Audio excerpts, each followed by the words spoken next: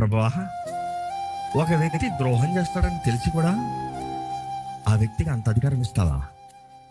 ప్రభువా, ఆ వ్యక్తి మోసం చేస్తాడని తెలిసి కూడా ఆ వ్యక్తిని అంత ప్రేమిస్తావా? దేవుడు నాకు తెలియజేసింది, ఇదిగో ఈరోజు నా సంఘంలో, నా బిడ్డల్లో, నాతో నిబంధన చేయబడిన వారిలో, ఏర్పరచబడిన వారిలో యూదా ఇస్కరియోతు లాంటి వారు చాలామంది ఉన్నారు.